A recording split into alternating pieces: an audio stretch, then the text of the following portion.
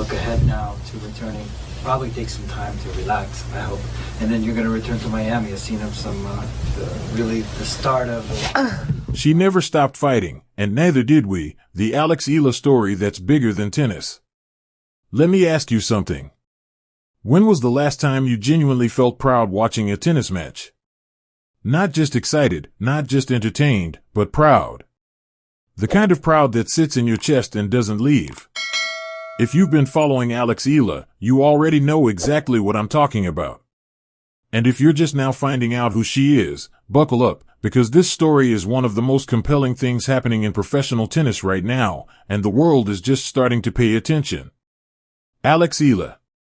20 years old. Filipino. And absolutely, undeniably, refusing to be ignored. This isn't just a tennis story. This is a story about what it costs to chase something that nobody around you has ever done before. It's about building a path when there isn't one. It's about a country of over 100 million people watching one young woman carry a dream that belongs to all of them, and her showing up, every single day, to earn it. We're talking about a player who has been forging her legacy since before most of her current opponents even knew what a clay court felt like, and who is right now in the thick of a WTA career grind that is brutal, unforgiving, and everything she signed up for. So let's get into it. Let's really get into it, because the Alex Eala story deserves more than a highlight clip and a caption. It deserves the full picture. Cast your mind back to 2022. Roland Garros. The most storied clay court tournament on the planet. The home of Rafael Nadal's dynasty, of Iga Swiatek's dominance, of tennis history written in red dirt and sweat and tears. And right there, in the junior draw, was an 18-year-old girl from the Philippines, composed, fearless, and playing like she had been waiting her whole life for that stage. Because she had been.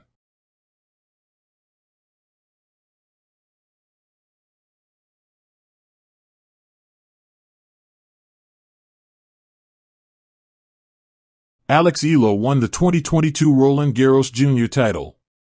She became the first Filipino to win a Grand Slam singles title of any kind. Let that land for a sec, Harris.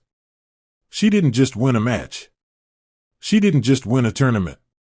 She cracked open a ceiling that a lot of people didn't even know existed, and she did it with a backhand that would make your jaw drop and a competitive fire that you could see from the cheap seats.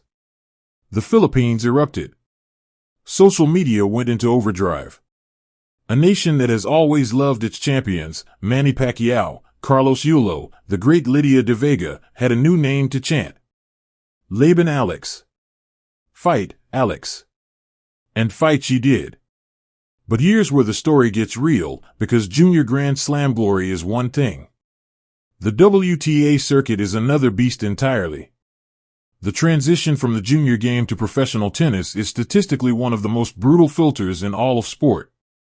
Players who looked unbeatable at 18 suddenly find themselves grinding through qualifiers at 22, wondering what happened. The speed is different. The power is different. The mental pressure is a completely different weight class. And the travel, the logistics, the financial reality of building a professional career without the guaranteed income that comes with being a top 50 player. It grinds people down in ways that never make the highlight reels. Alex Eala stepped into that world with her eyes open.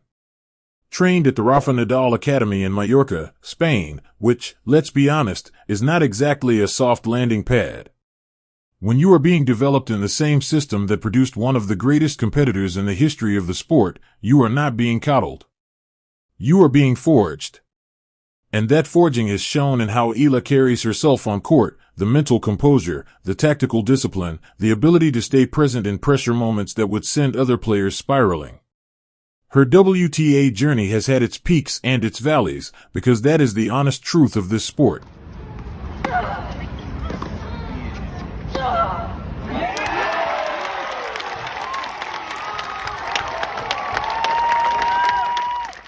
There have been matches where she has looked like a future top 30 player, dismantling opponents with a combination of skill and determination that left commentary teams genuinely impressed.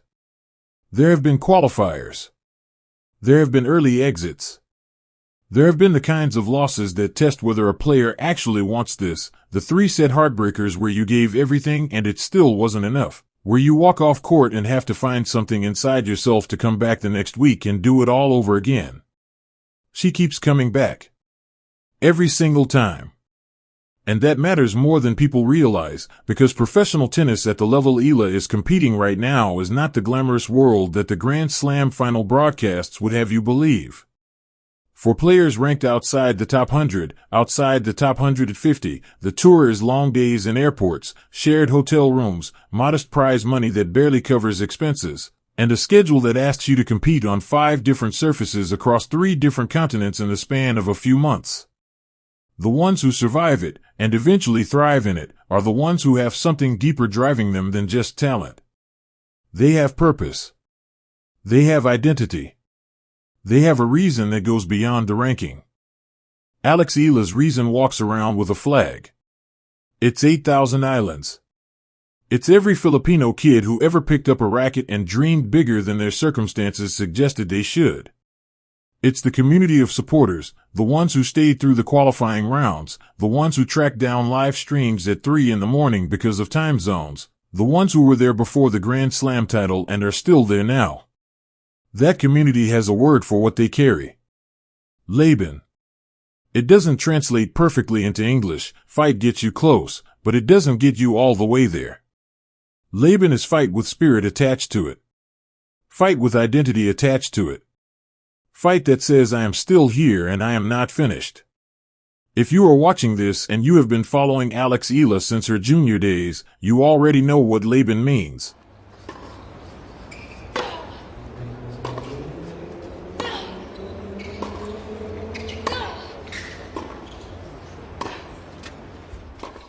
You've been living it.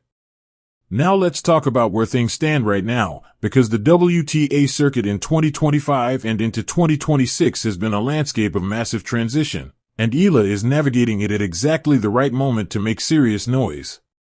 The top of the women's game has been dominated by Iga Swiatek and Aryna Sabalenka, 2 players who have turned the WTA into something of a two-queen narrative. But beneath that tier, the door has never been more open. Players like Emma Navarro, Mira Andreeva, and Coco Gauff have been pushing through, and the chase pack is absolutely ferocious. The competition for ranking points, for direct acceptance into the bigger draws, for the kind of results that change your trajectory, it is as fierce as it has ever been. This is the environment Eala is competing in. Not a soft era. Not a transitional period where the standard has dropped. She is trying to climb in one of the most competitive women's tours in recent memory, and every win she gets means something, because it came at full market value. No discounts. No easy paths. Just results. Her game, and this is worth appreciating for a moment, is genuinely built for the big stage. The ground strokes are heavy. The forehand has real pace and spin, and she generates it with a technique that is smooth and repeatable under pressure. The backhand is her signature shot, a two-hander with exceptional placement that she can use both defensively and as a genuine weapon. Her movement has improved noticeably over the past couple of years, a direct result of the serious physical development work that the Nadal Academy prioritizes.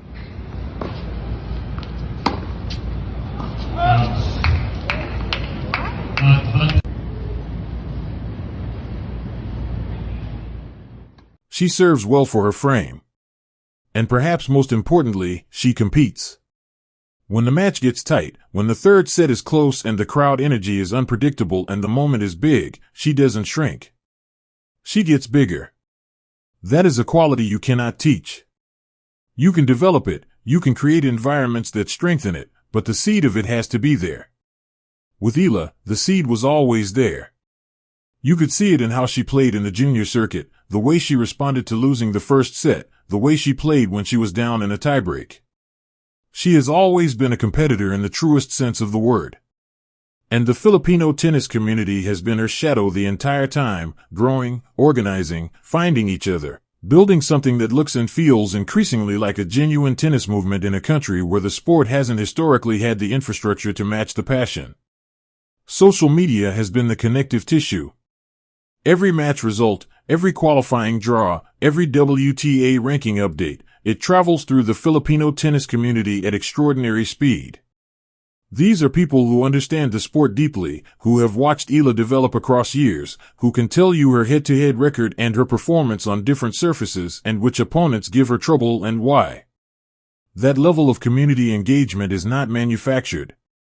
You cannot buy that kind of loyalty. It is built through shared investment in something real, through watching someone work for something that matters, through believing before the results arrive to justify the belief.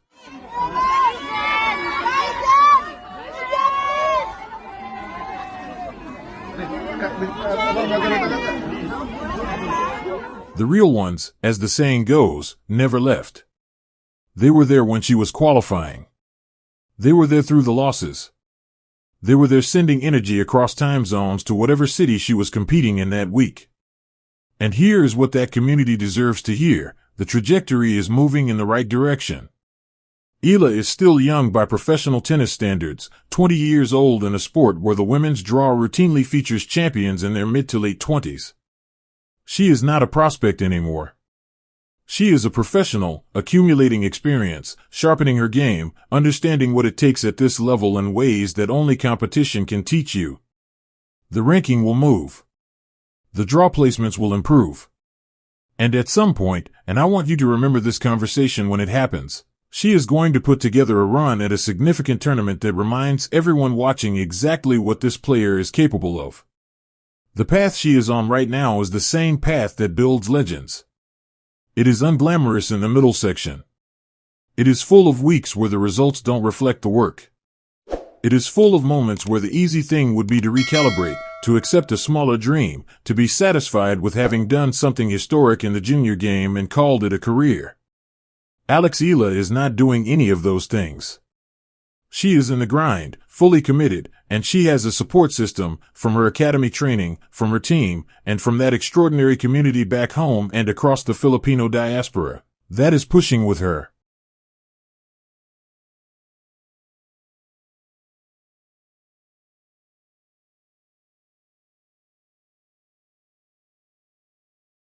Think about the broader context for a moment, because it is genuinely significant. Tennis has never been a sport where the Philippines was on the map. There are no historic Filipino professionals in the record books, no previous generations of players who made it to the WTA or ATP tours and established a tradition for those who followed. Eala is building that tradition from scratch. She is the first chapter. Every young Filipino picking up a racket right now who says, "I want to be a professional tennis player," they get to say that with a realistic frame of reference for the first time, because Alex Eala proved it is possible. She is the existence proof. She is the evidence. That is a different kind of pressure than most players ever face. It is not the pressure of living up to a great family legacy in tennis, or the pressure of following a national champion who came before you. It is the pressure of writing something that has never been written, without a roadmap, with a whole country watching. And she has not cracked under it. She has grown into it. She has let it make her stronger rather than smaller, and that speaks to a character that goes well beyond athletic talent. The Rafa Nadal Academy connection is worth spending a moment on, because it is not incidental to who Eala is as a player and as a competitor. The Academy's philosophy is built around the mental and physical model of Nadal himself: relentless effort, total commitment on every point, a work ethic that treats preparation as non-negotiable. Players who come through that system are shaped by it. You can see the Nadal Academy DNA in how Eala defends, and how she chases down balls that other players would concede, and the way she fights through games where things aren't going her way. She was formed in a culture of competitive excellence, and it shows in the texture of her game. For the fans watching from Manila, from Cebu, from the Filipino communities in Los Angeles and Dubai and London and everywhere else the diaspora has spread, this is a player you can believe in, not just because of her talent but because of who she is. Because of the values she brings to the court and carries off it. Because of the way she represents something genuine. Now, what comes next? What should you be watching for in the months ahead? Keep your eyes on her performance on clay. The Roland Garros Jr. title was not an accident. Eala has a genuine affinity for the surface that suits her game. The heavy topspin, the patience required to construct points, the physical demands that reward conditioning, these all play to her strengths. As the clay season arrives, there is real reason to believe she can put together results that grab the tennis world's attention. Watch the ranking trajectory. Every point matters at this stage of her career, and the accumulation of results, not the single breakout moment, but the steady building of a record, is what will eventually push her into the draws where the bigger opportunities live. She is doing that work right now, tournament by tournament. And watch the community around her grow. Because what is happening in Filipino tennis right now, the engagement, the organization, the passion, is a movement that is going to produce the next generation of Filipino players who grow up with Eala as their reference point. She is not just competing for herself or for a ranking. She is competing for what comes after her, and that is a responsibility she carries with a grace that should make everyone proud. Laban Alex. The word still means the same thing it always did. It means fight. It means spirit. It means we are with you. And if you have been here from the beginning, through the qualifiers, through the early exits, through the Roland Garros glory, through the grind of the professional tour, then you already know that the real ones never needed a reason to stay.